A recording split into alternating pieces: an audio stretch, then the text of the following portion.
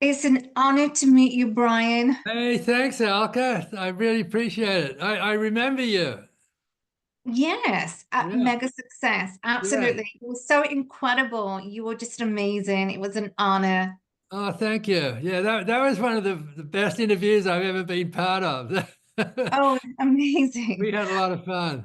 Absolutely. So, my first question to you, Brian, how do you define a brand and what are the four ways to build a brand? Okay, I hate numbered questions, but I'll do my best. You just got to remember that your brand is not your trademark, right? And your brand is not your registration. Your brand is not your product. Your brand is what people think of you. Hmm. And it takes a long time to build a very strong brand because it's the number one, the product has to match up to what the brand is you're trying to build is. Let's assume that's a given.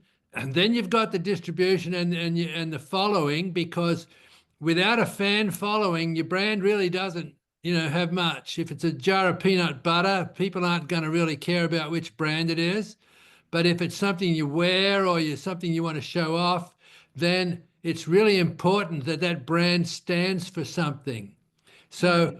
now to answer your second part of your question, how do you get it to stand for something?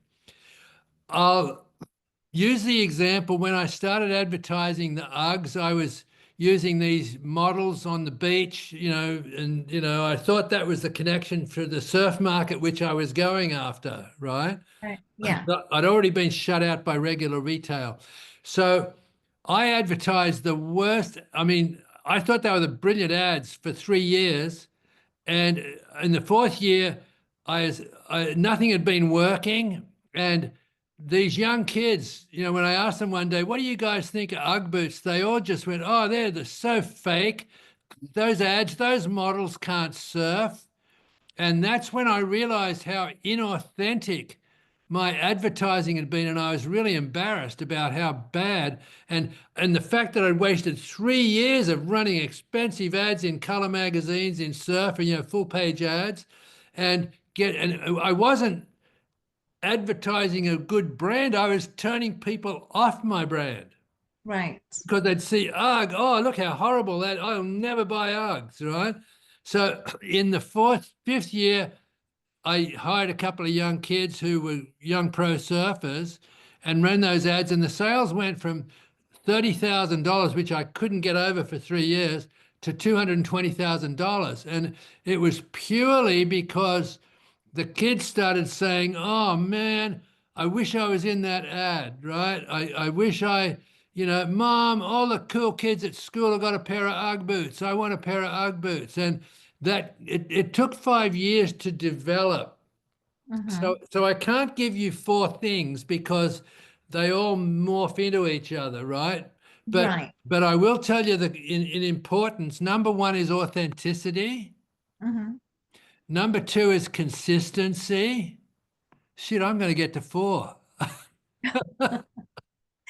Consistency. The next one is quality, because if you don't deliver what your ads are implying, it's going to backfire. You're going to get a whole bunch of returns and really bad press and bad word of mouth. So you got to follow it with the quality. And then the fourth one is going to be customer service. Look, the retailer's got to be the gatekeeper between you and the consumer. And if Right. you don't look after that gatekeeper, he's not going to do a good job.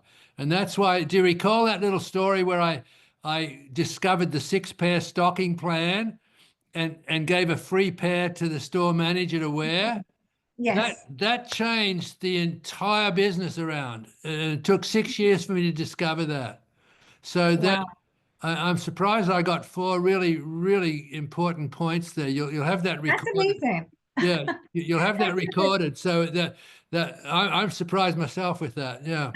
That's so good. So, Brian, as we know, fashion evolves, and there are Yeah. some brands that go out of style. The UGG brand has remained, it's a powerful brand.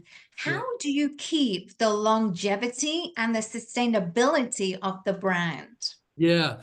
Well, number one, because of there was such a, you can't patent a shoe and you can't trademark I trademarked the brand, but the mantra we had in the company was to get out front first and then run faster, Mm. right? So when all the companies that saw last year's product knocked it off and came into the new trade show, I already had a completely new line and new colors, new styles. And I was able to do that for I think I owned the company 19 years. And so there were 10 of those years that were critical that we stayed ahead of the competition. And that worked for as long as I owned the company. But since then, I sold it to a big public company, and I'm amazed myself that they keep reinventing themselves, And they went through a phase where, like for 2 or 3 years, the models looked like they were having the worst day of their lives, They were so surly and ugly, it was just horrible. And then they went through the LBGTQ phase, and for 3 or 4 years everything was colors and everything, and they've grown back out of that now, and they're getting back more to the casual comfort theme that was what I developed before I sold the company. And we're coming up on the 50th anniversary in a couple of years, so Well, maybe they'll get back. congratulations. Yeah, maybe they'll get back to the roots of surfing. Who knows? Amazing. Brian, did you always have the aspiration to be an entrepreneur? Were your parents entrepreneurs? When did the seed get planted? Yeah, my dad was a contractor, so he was an entrepreneur, right? Mhm. And he fought when he learned I was coming to America to look for a new business. He fought me so bad. And when I discovered Uggs, he just couldn't believe that I was going to throw my life away.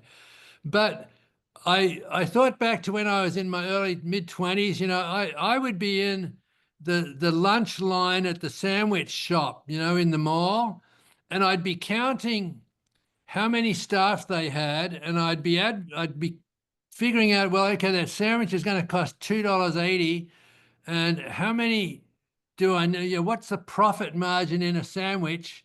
How many Mhm. sandwiches do you have to sell to pay for those employees and the rent and all? So I was running scenarios in my head without ever thinking I would be an entrepreneur. Right. So it was the curiosity of that made me eventually, when I finally graduated as an accountant, I really didn't want to be one anymore. And so it was sort of natural that I would end up doing something entrepreneurial. Though, it wasn't until I heard that Pink Floyd song, when it said, "No one told you when to run. Right. You missed the starting gun." That Yes. was the kick in my butt that I needed. Wow. And I literally, I mean, songs and words of songs can literally change your life.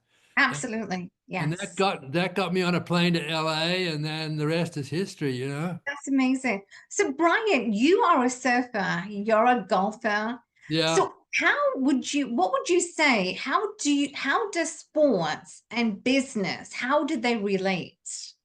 What you don't know is that I played rugby against England and against the New Zealand All Blacks. So Amazing. that Wow.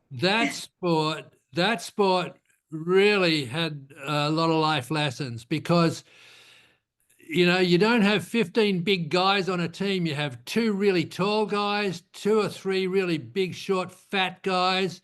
You need a couple of really strong, rugged runners. You need thin guys, good kicking and handling. So you need a complete different team where everybody is a specialist at their little part of what they have to do. Yes. It's sort of like linebackers versus a quarterback. Okay, they're We've got totally 30 they're to- seconds left, Brian. yeah, they're totally different animals. And so the trick was to in business find that team that complemented each other. They didn't duplicate each other. That's the short answer. Sorry about that. Okay, no worries. The last question, what are life lessons that you can share with our audience that has propelled you to the success you have today? Yeah, there's a couple of philosophical quotes that are, from my book. Um, Number one, your most disappointing disappointments will always become your greatest blessings, right? Because nothing goes from here to the top in a straight line. You cruise along, hit a wall, you have to get around it, and then you're on a new plateau. You cruise along until you hit another wall, and then you Mhm. raise up. So that's how growth and market share happens, is by figuring out how to do something that your competitors can't figure out. Um, and yeah, the other one would be that, the quickest way for a tadpole to become a frog is live every day happily as a tadpole. That to me is the most powerful piece of philosophy, I and love that, Brian. I love that. it will put you at ease no matter where you are, because hey, I'm just a tadpole, another day as a tadpole. That is so amazing. Brian, I so truly appreciate you, appreciate your valuable time. Thank you so much for this kind interview. My pleasure, Alka. Have a good one.